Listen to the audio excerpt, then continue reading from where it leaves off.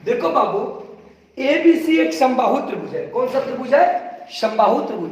समबाहु त्रिभुज उस त्रिभुज को कहते हैं जिसकी सभी भुजा आपस में क्या होती है? समान। तो एबीसी एक समबाहु त्रिभुज है, ध्यान दीजिएगा।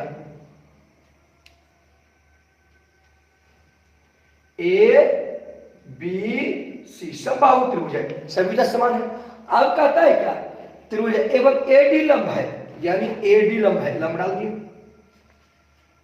ध्यान दीजिएगा, लंब, ठीक। जहां बीसी पर डी भुजाएं, डी जो है बीसी पर स्थित है, यानी यहां पर स्थित लंब है, ठीक है, ध्यान दीजिए, लंब डाल दिए, ठीक। तो सिद्ध करना है कि 3ab स्क्वायर बराबर 4d स्क्वायर। तो ध्यान दीजिएगा बाबू सभी विद्यार्थी, काफी इंपॉर्टेंट प्रश्न है, इसे इग्नोर नहीं करेंगे, ध्यान दीजिएगा।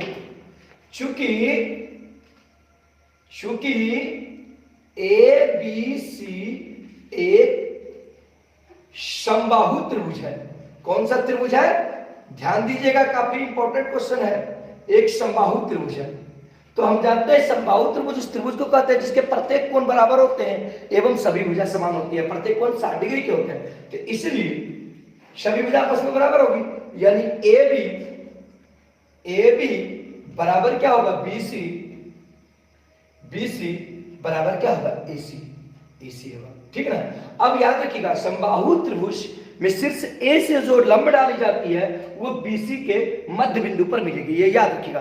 किसी भी समबाहु त्रिभुज के शीर्ष से यदि लंब डाली जाएगी तो वो भुजाओं के मध्य बिंदु पर मिलेगी। तो डिफिनिट है कि चूंकि डी बीसी का मध्य बिंदु है, डी बीसी का मध्य बिंदु है, ध्यान दीजिएगा, मध्य बिंदु है, यानी ये जो डी है बीसी का क्या है? मध्य बिंदु है। तो इसलिए ध्यान दीजिएगा, इसलिए बीसी बराबर यानी बी इस जब ये मध्य बिंदु हो गया तो बी डी बराबर क्या होगा? C D. बी डी, ये जब डी मध्य बिंदु है तो जितना दूरी यहां से यहां तक होगी उतनी दूरी यहां से यहां तक होगी, तो बी डी बराबर क्या हो जाएगा? C D. तो इसलिए अब देखिए बाबू, हम बीसी को लिख सकते हैं, देखिए बीसी बराबर बी डी प्लस डीसी लिख सकते हैं, लिख सकते हैं कि नहीं? यानी बीसी को क्या लिख सकते हैं? B D plus DC. अब देखा जाए तो बीसी बराबर बी डी प्लस डीसी। अब देखिए डीसी और बीडी तो बराबर है, यहाँ सीडी और बीडी क्या है? बराबर है। तो सीडी के जगह पर हम बीडी भी लिख सकते हैं, इसके जगह पर क्या लिख दिए? बीडी, इसके जगह पर बीडी लिख दिए। तो इसलिए बीसी बराबर बीडी और बीडी कितना हो गया? 2BD। बीडी और बीडी कितना हो गया? 2BD। इसलिए अब देखिए बीसी, यहाँ AB BC AC सब आपस में क्या है? बराबर है। AB BC AC सब क्या है? आपस में बराबर है। तो इस BC के जगह पर हम AC लिख सकते हैं क्योंकि समबाहु त्रिभुज है, क्योंकि ये समबाहु त्रिभुज है। समबाहु त्रिभुज की सभी भुजा आपस में समान है, तो जितना बराबर ये होगा उतना बराबर ये होगा, उतना बराबर तो ये भी होगा। इसलिए BC को हम AB भी लिख सकते हैं। इस BC के जगह पर क्या लिख सकते हैं? AB। चूंकि ए ध्यान देते हैं, चूंकि AB बराबर BC बराबर AC है, यानी सभी भुजा बराबर है। तो BC के जगह पर हम क्या लिख सकते हैं? AB बराबर क्या हो गया? 2 into BD। तो इसलिए ध्यान दीजिएगा, ये दो क्या हो जाएगा? भाग लग जाएगा। तो AB बटे 2 बराबर क्या हो गया? BD। ये BD भाग लग गया तो BD का मान कितना हो गया? AB बटे 2। ध्यान दीजिए, BD का मान कितना हो गया? BD का मान हो गया AB बटे 2, यानी 2 भाग लग गया। अब चलिए, चूंकि ये त्रिभुज ABD एक समकोण त्रिभुज बनेगा क्योंकि AD क्या है? लंब है। तो चूंकि AD यहां पे तो लिख ही दिया, कहीं पे ध्यान नहीं लिखे ना। चूंकि AD लंब किस पर है? BC पर है, BC पर है। तो इसलिए ध्यान दीजिएगा, ADB एक समकोण त्रिभुज है, एक समकोण त्रिभुज होगा। कौन सा त्रिभुज होगा? समकोण त्रिभुज होगा। ध्यान दीजिएगा, कौन सा त्रिभुज होगा? समकोण त्रिभुज होगा। तो अब देखो, समकोण त्रिभुज में ये कर्ण हो गया, ये लंब हो गया और ये क्या हो गया? आधार। तो हम जानते हैं पाइथागोरस प्रमेय से h स्क्वायर बराबर क्या होता है? p square plus b square होता है कि नहीं बाबू? अब देखो, इसमें h क्या है? AB।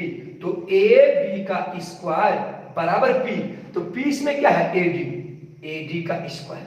अब जोड़ क्या है? b square. तो b का मान इसमें आधार क्या है? BD। A D B में चल रहा है, b का मान इसमें कितना है? BD। ये बी डी का स्क्वायर हो गया, बी डी का स्क्वायर हो गया।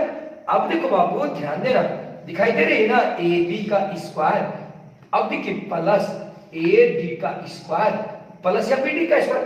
तो बी डी का मान देखो कितना है बाबू, देखो बी डी का मान कितना है ए बी बटे 2, बी डी का मान कितना है, बी डी का मान है ए बी बटे 2। तो बी डी के जगह पर क्या लिख देंगे ए बी बटे 2 का होल स्क्वायर। क्या लिख देंगे बाबू, देखो यहाँ बी डी का स्क्वायर था तो बी डी का मान कितना है ए बी बटे 2, तो बी डी के जगह पर हम लिख दिए ए बी बटे 2 का होल स्क्वायर। अब देखा जाए बाबू ए बी का स्क्वायर, अब देखिए बाबू बराबर ए डी का स्क्वायर जोड़ ए बी का स्क्वायर।